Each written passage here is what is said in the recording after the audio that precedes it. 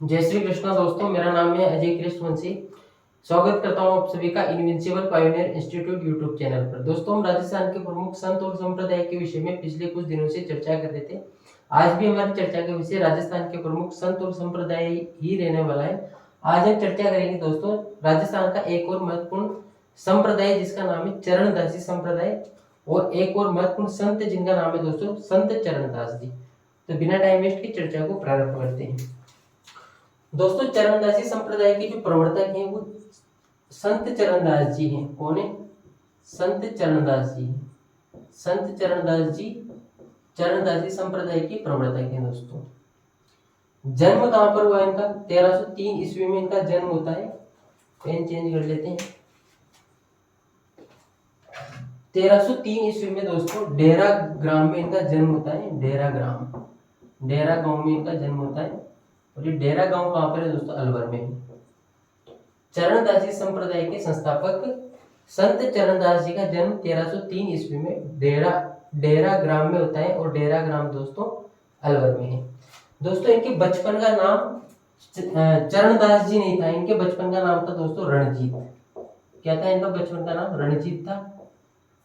लेकिन दोस्तों इन्होंने शुकदेव मुनि से शिक्षा ग्रहण की। सुखदेव मुनि से इन्होंने दोस्तों दीक्षा ग्रहण की। सुखदेव मुनि से इन्होंने क्या की? दीक्षा ग्रहण की। और सुखदेव मुनि से दीक्षा ग्रहण करने के बाद में सुखदेव मुनि ने इनका नाम रख दिया चरणदास। क्या नाम रख दिया दोस्तों? चरणदास नाम रख दिया। संत चरणदास जी ने अपना जो आधार ग्रंथ माना है, जो हिंदू शास्त्रों के इतने सारे ग्रंथ है उनमें से दोस्तों इन्होंने श्रीमद् भागवत को अपना आधार ग्रंथ माना। श्रीमद् भागवत को दोस्तों इन्होंने आधार ग्रंथ माना, और इन्होंने आजीवन पीले वस्त्र ही धारण किए। फिर पीले वस्त्र इन्होंने धारण किए। पीले वस्त्र ये धारण करते थे। उसके बाद में दोस्तों ये चले गए दिल्ली। कहां पर चले गए? ये दिल्ली चले गए। कहां पर चले गए दोस्तों? दिल्ली चले गए। दिल्ली में इन्होंने किया योगाभ्यास। योग का अभ्यास किया, जिससे दोस्तों इनको सिद्धियां प्राप्त हुई। योगाभ्यास करने से इनको सिद्धियां प्राप्त हुई, और सिद्धियां प्राप्त होने के बाद में ये उपदेश देने लगे, और इन्होंने चरणदासी संप्रदाय की स्थापना कर दी थी। सिद्धियां प्राप्त हो गई थी तो इन्होंने चरणदासी संप्रदाय की स्थापना कर दी, और ये पूरे देश में भ्रमण करते हुए उपदेश देते थे। दोस्तों, ऐसा कहा जाता है कि 1782 ईस्वी में ये भ्रमण करते हुए राजस्थान के जयपुर में भी आए थे। और जयपुर में उस समय शासक था सवाई प्रताप सिंह। कच्छावा राजवंश का शासक था जिनका नाम था दोस्तों सवाई प्रताप सिंह। उन्होंने चरणदास जी को एक गांव भेंट में दिया था। सवाई प्रताप सिंह ने दोस्तों इनको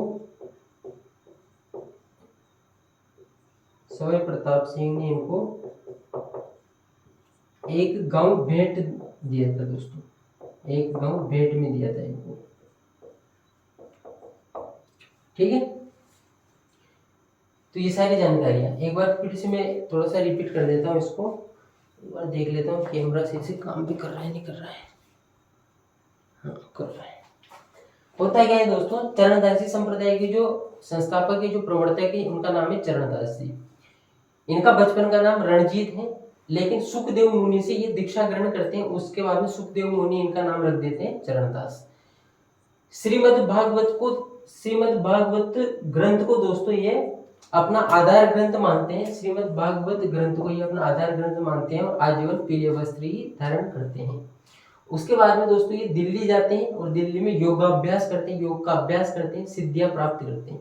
सिद्धि प्राप्त करने के बाद में चरणदासी संप्रदाय की स्थापना कर देते हैं। पूरे देश में भ्रमण करते हैं, और पूरे देश में भ्रमण करते हुए ये जयपुर में भी इनका आगमन होता है। और उस समय जयपुर का जो शासक था उसका नाम है सवाई प्रताप सिंह। सवाई प्रताप सिंह के द्वारा इनको एक गांव उपहार स्वरूप या फिर भेंट स्वरूप दिया जाता है। दोस्तों, ये सवाई प्रताप सिंह वही है जिसके शासन काल के दौरान हवा महल का निर्माण हुआ था। किसका निर्माण हुआ था? जयपुर में जो हवा महल है, जिसकी आकृति कृष्ण के मुकुट के जैसी है, जिसका जो वास्तुकार था उसका नाम है दोस्तों लालचंद उस्ताद जिसका वास्तुकार है। और कृष्ण के मुकुट जैसी जिसकी आकृति है, और जो 5 मंजिला इमारत है उसका क्या नाम है?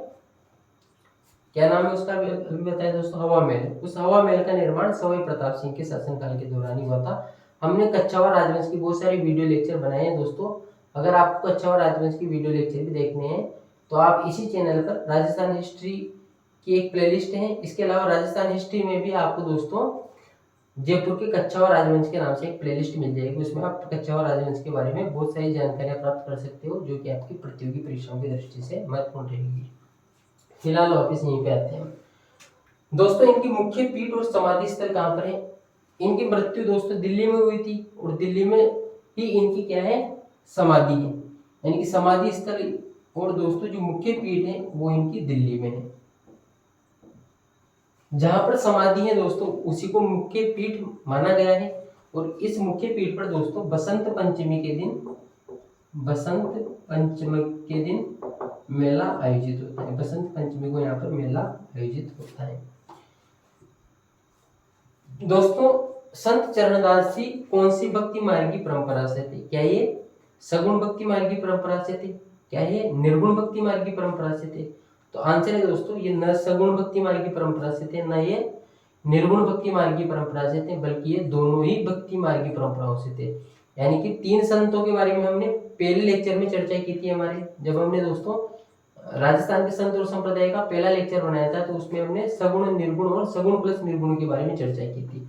उस दौरान हमने इस बात का जिक्र किया था दोस्तों, संत माऊ जी, संत चरणदास जी तथा संत हरि सिंह साखला, ये तीन ऐसे संत हैं राजस्थान के जो सगुण प्लस निर्गुण भक्ति मार्ग की परंपरा से संबंधित है। यानी सगुण प्लस निर्गुण भक्ति मार्ग की परंपरा से इन तीनों संतों का संबंध है।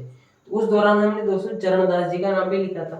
तो अब हम कहेंगे दोस्तों यहाँ पर ये निर्गुण निराकार ब्रह्म को मानने वाले थे। निर्गुण निराकार ब्रह्म की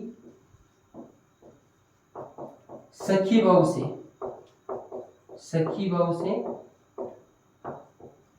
सगुण भक्ति करते थे दोस्तों। संत चरणदास जी या फिर चरणदासी संप्रदाय के जो भी दीक्षित लोग हैं वे निर्गुण निराकार ब्रह्म की सखी भाव से सगुण भक्ति करते हैं। अर्थात दोस्तों हम कह सकते हैं ये जो संप्रदाय है दोस्तों ये सगुण प्लस निर्गुण भक्ति मार्ग की परंपरा वाला है। सगुण प्लस निर्गुण भक्ति मार्ग की परंपरा वाला है। एक तो संत माऊ जी है, एक संत चरणदास जी है, एक संत हरि सिंह साकला है या फिर संत हरिदास साकला है। तीनों ही सगुण प्लस निर्गुण वाले हैं। यानी कि निर्गुण निराकार ब्रह्म की सखी भाव से सगुण भक्ति करते हैं। इस वजह से सगुण और निर्गुण दोनों में इनको रखा गया है दोस्तों। चरणदासी संप्रदाय की दो महिला संत काफी प्रसिद्ध मानी जाती है। एक का नाम है दोस्तों दयाबाई। ये दयाबाई वो नहीं है दोस्तों जो तारक मेहता का उल्टा चश्मा में आती है, ये दयाबाई दूसरी है। इसके अलावा दोस्तों सहजोबाई, दयाबाई और सहजोबाई चरणदासी संप्रदाय की दो प्रसिद्ध महिला संत हैं। ये बाद में ध्यान में होनी चाहिए, जानकारी का हिस्सा होनी चाहिए दोस्तों। संत चरणदास जी भविष्य वक्ता भी थे। ये भविष्य बता सकते थे और इन्होंने एक भविष्यवाणी की थी कि दिल्ली में या फिर भारत में नादिर शाह नाम के व्यक्ति का आक्रमण होगा, और हुआ भी वैसा ही। इन्होंने दोस्तों भारत पर यानी कि दिल्ली पर नादिर शाह के आक्रमण की भविष्यवाणी की थी। नादिर शाह के आक्रमण की भविष्यवाणी की थी और 1739 ईस्वी में दोस्तों दिल्ली पर नादिर शाह का आक्रमण भी होता है। चरणदासी संप्रदाय के संस्थापक संत चरणदास जी भविष्य वक्ता भी थे। वो भविष्य बता सकते थे। उन्होंने इस बात की घोषणा की थी दोस्तों कि भारत में नादिर शाह का आक्रमण होगा, और हुआ भी वैसा ही। 1739 ईस्वी में भारत पर और विशेष रूप से दोस्तों दिल्ली पर नादिर शाह का आक्रमण होता है।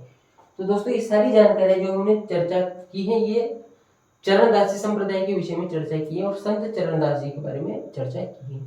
उम्मीद करता हूं दोस्तों ये जो पर्टिकुलर लेक्चर है, वीडियो है, आप सबको आपके कॉम्पिटिटिव एग्जाम में निश्चित तौर पर फायदा पहुंचेगा। अगर आपने लेक्चर को शुरू से अंत तक देखा है तो थैंक यू वेरी मच, धन्यवाद। मिलते हैं दोस्तों नेक्स्ट लेक्चर में राजस्थान के कुछ और अन्य संत और संप्रदायों को लेकर। थैंक यू वेरी मच, धन्यवाद। जय श्री कृष्ण।